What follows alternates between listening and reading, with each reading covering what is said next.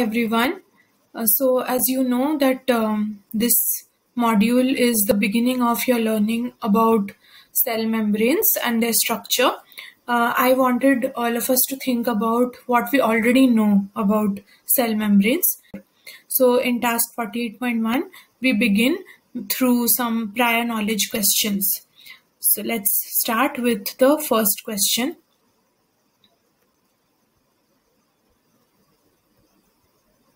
So the first question on screen is a structure given to you. Will you be able to identify this? So what you will do now is pause the video and write your answer as answer number 1 in your notebook. If you can identify which structure, which molecule is this. I hope you could. I will resume the video now. So this molecule has a hydrophobic tail and a hydrophilic head. So can you tell now which molecule is this? It's a phospholipid molecule. You have studied about phospholipids under types of lipids in unit 2, that is biomolecules. Let's move to the next question.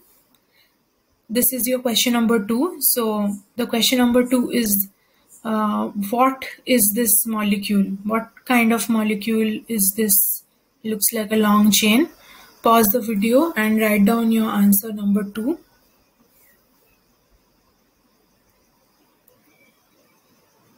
Answer number 2 has another part, that is, if you could recognize what this molecule is, can you recognize its side chains or R groups?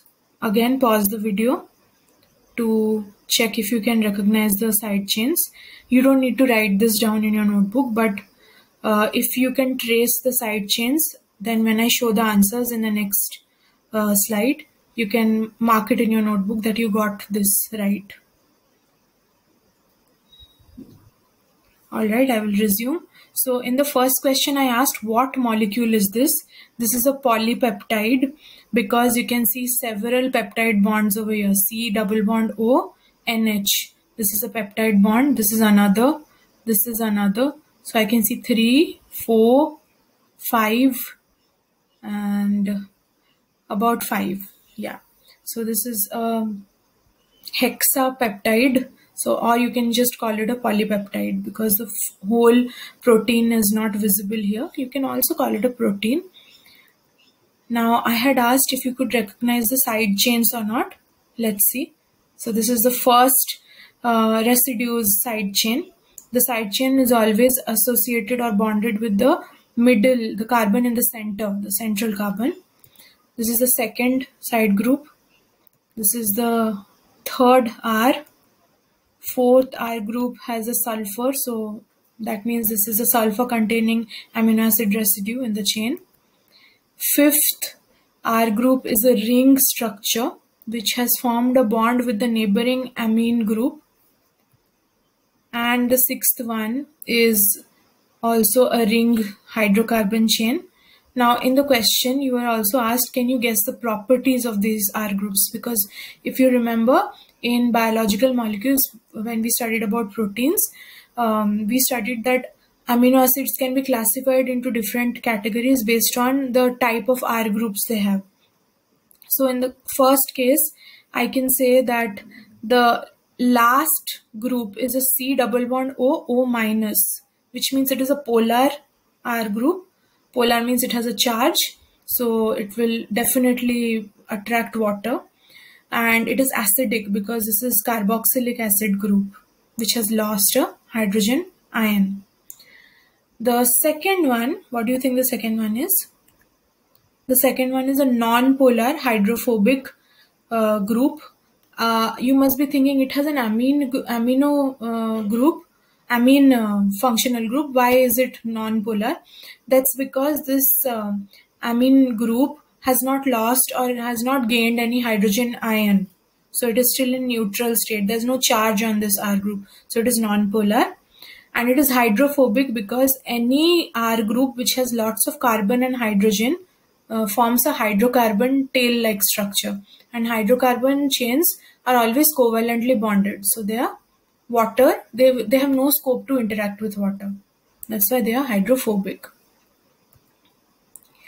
The third one is it has an NH3 plus group. So this is basic. We know amino group means it will have alkaline or basic characteristic, and this is polar only because of this amine group. Otherwise, if this amine group wouldn't have been there, it would have been a hydrophobic chain. The last three R groups are all hydrophobic R groups or side chains because they don't have any charges on them. They have lots of carbon-hydrogen covalent bonds, so they cannot spare their electrons, or they cannot have hydrogen bonds with water molecules surrounding this polypeptide chain. So that's how you will recognize the R group. What are some functions of the cell surface membrane known to you?